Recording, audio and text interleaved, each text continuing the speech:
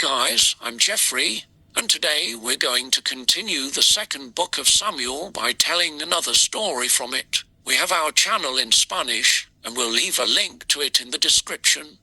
We have our arts and crafts videos. This story can be found in 2 Samuel chapter 9. Let's hear the story. When David became king, he remembered the promise he had made to King Saul's son, Jonathan, to show kindness to his family and descendants.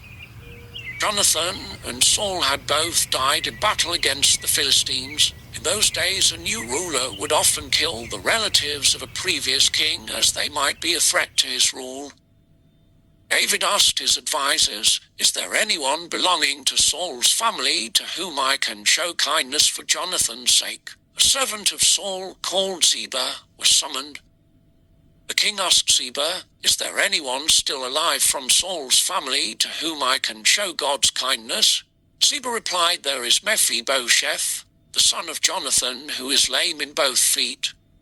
Mephibosheth had been a young child at the palace when a messenger ran to announce news of King Saul's death and that the Philistines were coming. His nurse picked him up and fled, but as she hurried to leave, he fell and became disabled. "Where is he?" the king asked. Ziba explained that Mephibosheth was living at Lo-debar. David sent for him. Mephibosheth arrived at the palace in fear, not knowing what David would do to him. "Don't be afraid," David told him, "for I will show you kindness for the sake of your father Jonathan." Mephibosheth bowed and said, "Who am I, that you should notice a dead dog like me?" The king summoned Ziba and said, "I have given Mephibosheth everything that belonged to Saul and his family. You and your 15 sons and 20 servants are to farm the land for him and bring in the crops to provide for him." David then told Mephibosheth that he would always eat at the king's table with the king's sons and be treated like one of them. From that day, all the members of Ziba's household became servants of Mephibosheth. Mephibosheth lived in Jerusalem and always ate at the king's table.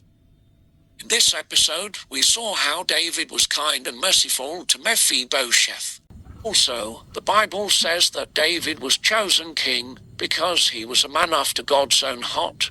When David performed that act of kindness toward Mephibosheth, we could see that David was generous, compassionate, and faithful to his promises. David was going to give Mephibosheth many properties, lands, and houses. He also gave him the honor of eating with him, the king of Israel, and he was also fulfilling the promise of friendship he made to Jonathan and his descendants. Therefore, if we want to be people after God's own heart, we must try to be generous like David and kind, compassionate and faithful to the promises we make to God and others.